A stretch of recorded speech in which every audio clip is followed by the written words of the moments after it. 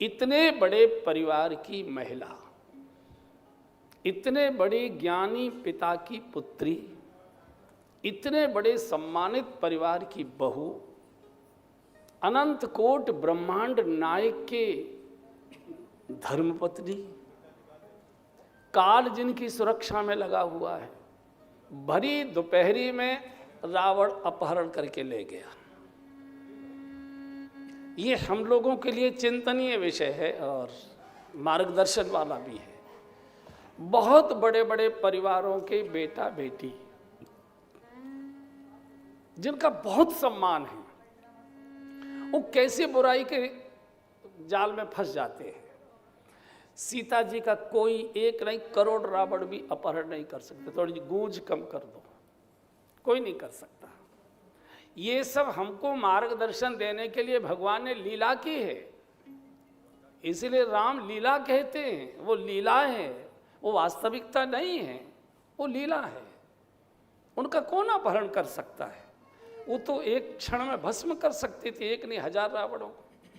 केवल हम लोगों के लिए सावधान करने के लिए कि जब मेरी जैसी इतने बड़े परिवार में जन्म, इतने बड़े परिवार में मेरा विवाह संबंध और इतनी सुरक्षा में भी भरी दोपहरी में कोई नहीं बचा पाया। पूरे दंडक वन में ऋषि मुनि तप कर रहे थे, भजन कर रहे थे, कोई यज्ञ कर रहा था, कोई कीर्तन कर रहा था, कोई ध्यान कर रहा था, कोई माला जप रहा था। सब यज्ञ करते रह गए, स्वाहा स्वाहा करते रह गए, चीखते चीखते जानकी जी, लेकिन कोई आया नहीं बचाने के लिए। पूरी चीखें निकली है उनकी, बचाओ बचाओ। भगवान उस वन में, लक्ष्मण जैसा काल उस वन में नहीं बचा पाया, अपहरण हो गया। क्यों? 3 भूल की थी जानकी जी ने, और जो 3 भूल करेगा, भरी दोपहरी में सरे आम दिन दहाड़े कोई न कोई बुराई उसको पकड़कर अपने कंजे में कस ही लेगी, ले जाए, कितने बड़े घर का क्यों ना हो, कितना ही पढ़ा लिखा क्यों ना। पहली भूल की, भगवान को जीवन से दूर कर दिया। जाइए मृग मार कर लाइए, मुझे सोना चाहिए।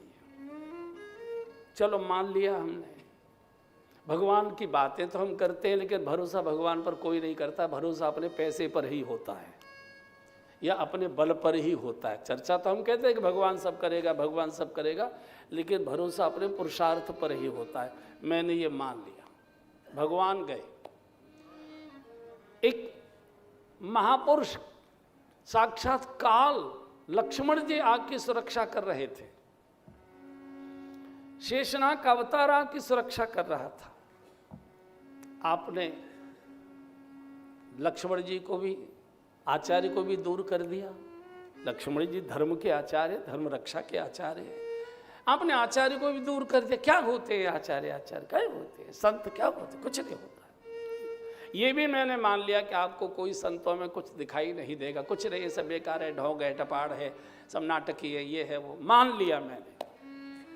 लेकिन संत ले जाते जाते रोते रोते, माँ मैं जा तो रहा हूँ, अब शकुन हो रहा है, मेरी एक प्रार्थना है, मैं एक रेखा खींचे दे रहा हूँ, कृपया इस रेखा का उल्लंघन मत करना, सुरक्षा बनी रहेगी। अगर आपने रेखा के बाहर पैर निकाला तो आपको कोई बचा नहीं पाएगा, आप असुरक्षित हो जाएंगे। जानकी जी रेखा का भी उल्लंघन कर दिया। भगवान पर भरोसा मत करिए, मान सकता हूं। किसी साधु आचार्य महात्मा पर भी भरोसा मत करिए, मान सकता हूं। लेकिन आचार्यों ने कुछ हमारे जीवन रक्षण संरक्षण के लिए कुछ मर्यादा की कुछ रेख बनाई है, कुछ लीक बनाई है, कुछ आचार संहिताएं बनाई है। ये करना, ये नहीं करना, ये खाना, ये नहीं खाना, यहाँ जाना, वहाँ नहीं जाना, यहाँ बैठना, वहाँ नहीं बैठना, ये देखना या नहीं देखना, ये जो मर्यादाओं की लीक बनाई है, रेख बनाई है बंधुओं, अगर इस रेख का भी पालन करते रहोगे तो भी इस कलयुग में बुराई से बच जाओगे। कोई पूजा, कोई पाठ आपको नहीं बचा पाएगा, नहीं बचा पाएगा, नहीं बचा पाएगा। कोई समझ में नहीं आता है। अपने बाप की इज्जत की, उसका अदब करिए। मैंने किस घर में जन्म लिया है, मेरे पिता की कितनी बड़ी इज्जत है, मेरे बाप का क्या सम्मान है, लोग क्या कहेंगे, मेरे बाप पिताजी मुंह नहीं दिखा पाएंगे। अगर आपने अपने घर परिवार की महिमा की, उसकी इज्जत की, उसकी आबरू को, अपने पिता की, उनके सम्मान की भी आपने चिंता कर ली, तो भी आप बुराइयों से बच जाओगे। नहीं सर, नहीं नहीं नहीं, नहीं बिल्कुल नहीं, थैंक्स, धन्यवाद, संबंध हमारा आपका बहुत अच्छा है। नहीं सर, हमारे पिताजी को नहीं, वो मुंह नहीं दिखा पाएंगे, वो सर क्षमा करिए। कहीं ना कहीं कोई ना कोई मर्यादा का पालन करिए।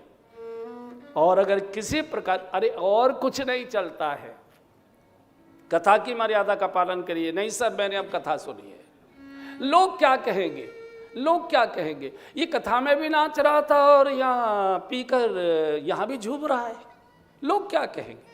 अब नहीं सर, पहले चल सकता था। बहुत लोगों ने देखा है कि हमने कथाएं सुनी है, कथा में बैठे थे। अगर हम किसी गलत जगह खड़े हैं और वहाँ आपको किसी ने, अरे आप तो भाई साहब हमने कथा में देखा था, वही है ना, आपको लगेगा धरती फटे और हम समा जाए, इतना आपके ऊपर झटका लगेगा। ये सब मर्यादाएं, राम कथा तो आप जानते ही हैं, मुझसे ज़्यादा जानते हैं। लेकिन ये जो सारी चर्चा हुई है, ये हमारे और आपके सन्मार्ग पर चलने के लिए और डगमगाहट से बचाने के लिए सारे के सारे चरित्र प्रकट किए हैं भगवान ने।